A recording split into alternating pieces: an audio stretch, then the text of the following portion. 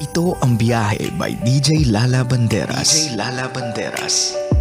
Hi love! Back with me, DJ Lala, para sa ating programang Sakto, Klaro, Diretso. At eto na nga ang ating Byahe Sender of the night, my love.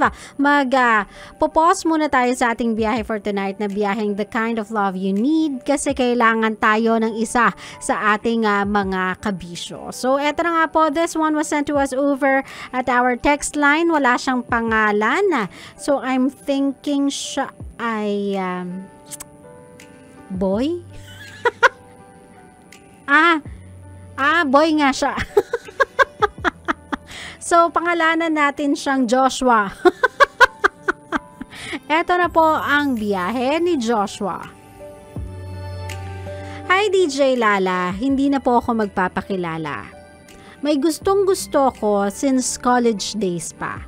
Aware naman po siya na gusto ko siya at alam ko naman pong may chance. Pero sabi ko dati, hindi ako yung una na magiging karelasyon niya.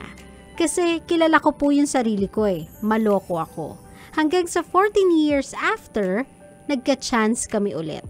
Pinaramdam ko ulit kung gaano ko siya kamahal. Kaso, nung kumakagat na uli siya, dun sa pagpaparamdam ko, dun ko napagtanto na, hala, hindi ko pala kaya. DJ Lala, paano ko po ba sasabihin sa kanya na infatuation lang pala lahat? Na ang kagustuhan ko ay kalandian lang. Yung mag-aalis sa akin ng lungkot.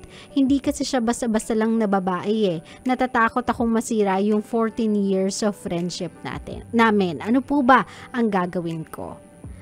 Well, ganito Joshua, no? Siguro first rule na lang sa loob ng magbabarkada. This one, I learned the hard way back then. Never ka nang tumalo ng kaibigan mo. Kasi, whether you like it or not, once you give it a chance, you will ruin that friendship.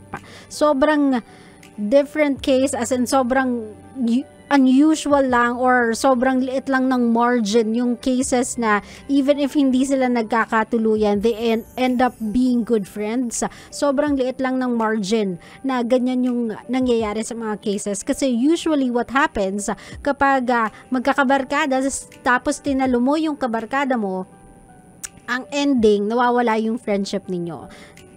Love, ganito na lang, you cannot have it all.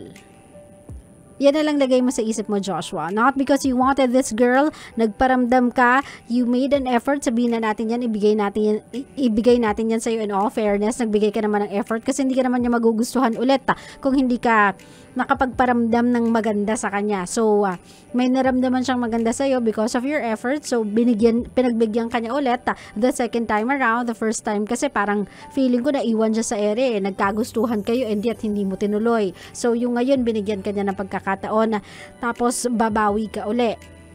Tapos gusto mo pag bumawi ka, friends pa din kayo. My love, you cannot have it all. That's too selfish of you. Na kung ano lang yung gusto mo yun yung mangyayari. If you know na hindi siya basta-basta babae, sana nag-effort ka, even more so, na alamin kung yung nararamdaman mo ba is love. Kung yung nararamdaman mo ba ay totoong pagmamahal. Hindi ba yan infatuation? Sana yun pa lang, yung moment pa lang na yun. Inisip mo na yan ng malalim kasi you know na this is not just any ordinary girl. This is your friend for 14 years. Diba? You could have been more careful. Pero dahil nga, sabihin na natin, nagawa na, nangyari na ang nangyari, at eto ka na sa puntong to, this one is out of your control, Joshua. No matter how hard you try, this is not in any form and in any way, any of your control. Wala ka nang hawak dito. Nasa kanya na to if she wants to be friends with you still or not. Kasi some girls, I know in my case, I took it off. I took offense sa ginawa sa akin na yon na parang after so many years of trial and error, binigyan kita ng pagkakataon this time around and then lalaglag mo lang ulit ako out of thin air. We are adults now. We are two consenting adults and I said yes to this, whatever it is na meron na mamagitan sa atin. I said yes to this and I was being very vocal about this.